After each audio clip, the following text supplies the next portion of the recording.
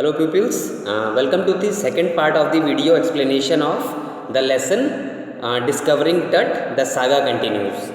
As in the previous part आपने देखा कि किस तरह से जो है टट की मम्मी को बाहर निकाला गया है ना, और किस तरह से जो है वो जो कॉफिन था उसके बेस में जो है वो चिपक गई थी, और जो एक कार्टर थे उसको निकालने की किस तरह से जो है वो सारी कोशिशें कर रहे थे.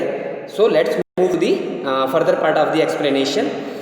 तो कार्टर ने जो रेसिन्स था, जैसे आपने पिछले पार्ट में देखा ना कि जो है टट की मम्मी को जो है वो हॉट सन में रखा गया है ना, वो 149 डिग्रीज फ़ारेनहाइट की हीट में रखा गया, जिससे कि जो है वो उससे अलग हो जाए कॉफिन से जिसमें वो स्टक हो गई थी, है ना. तो फिर कार्टर ने रेसिन्स को लूज़ करने के लिए क्या किया था कि बॉडी को हॉट सन में 149 डिग्री फ़ारेनहाइट की हीट में कई घंटों के लिए रखा, लेकिन इससे कोई सॉल्यूशन नहीं निकला, है ना. तो कार्टर ने जैसे क्या किया कि Carter reported that a chisel could be use to cut down the mummy from the limbs and trunk, जिससे कि टट की बॉडी को कॉफिन से बाहर लाया जा सके.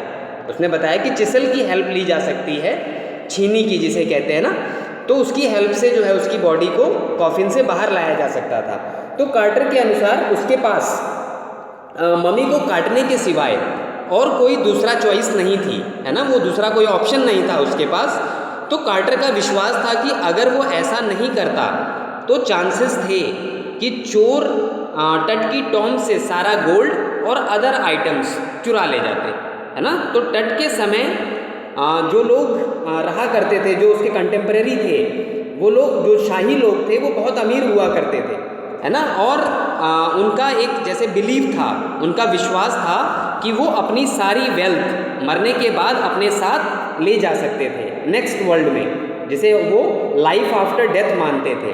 तो टट को उसकी लाइफ आफ्टर डेथ के लिए precious collars, bracelets, rings, amulets, ceremonial aprons, sandals, है ना, sheets for fingers and toes, और एक iconic inner coffin and a mask, ये सब उसको दिया गया था उसकी डेथ के बाद, यानी उसके साथ उसके कॉफिन में रख दिया गया था, और ये सब प्योर गोल्ड का था. तो टट को उसके एडॉर्नमेंट से अलग करने के लिए कार्टर के लोगों ने उसके हेड को और उसकी बॉडी के सारे जॉइंट्स को अलग कर दिया. ये काम पूरा होने के बाद उन लोगों ने टट की बॉडी को सैंड की एक लेयर पर एक वुडन बॉक्स में, है ना, रीअसेंबल किया. The wooden box was with padding filled with a layer of sand to conceal the damage, है ना. अब ये टट की नई रेस्टिंग प्लेस थी, ये कह सकते थे ना कि जिस वुडन बॉक्स में टट की बॉडी को रीअसेंबल किया गया वो टट की जो है वो नई रेस्टिंग प्लेस थी, है ना. तो पिछले कुछ डिकेड्स में आर्कियोलॉजी चेंज हो गई थी, है ना, वो थोड़ा सा मॉडिफाई हो गई थी, और अब वो डिटेल्स ऑफ लाइफ और मिस्ट्रीज ऑफ डेथ पर फोकस कर रही थी, जबकि पहले वो ट्रीजर्स पर फोकस कर रही थी, है ना. तो अब आर्कियोलॉजी रिसर्च के लिए एडवांस्ड मेडिकल टेक्नोलॉजी और टूल्स यूज़ कर रही है ना, कि उसके पास जो है वो एडवांस्ड मेडिकल टेक्नोलॉजी और मॉडिफाइड टूल्स हैं जिसकी हेल्प से जो है वो रिसर्च करती है. 1968 में एक एनाटॉमी प्रोफेसर ने किंग टट की मम्मी का एक्सरे करवाया और पता चला कि मम्मी के फ्रंट लिम्स और ब्रेस्ट बोन वर मिसिंग.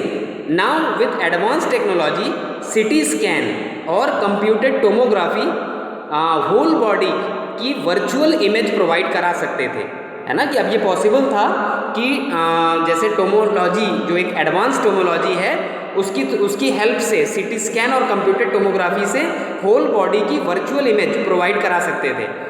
इसी टेक्नोलॉजी की हेल्प से किंग टट की बॉडी को स्कैन करके 2 क्वेश्चंस के आंसर ढूंढने थे, यानी कि जब किंग टट की बॉडी को स्कैन कर लिया जाता तो उससे 2 क्वेश्चंस के आंसर निकल आते.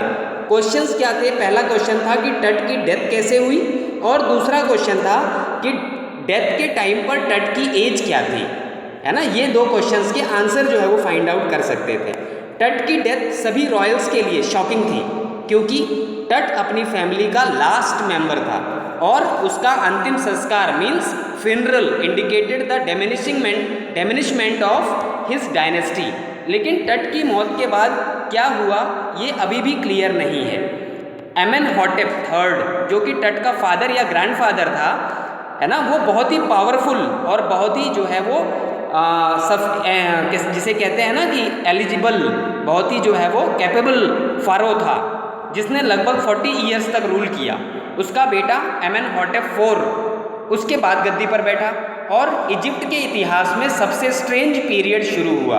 यानी एमेनहॉटेप IV के बैठने के बाद इजिप्ट के इतिहास में सबसे स्ट्रेंज पीरियड शुरू हुआ।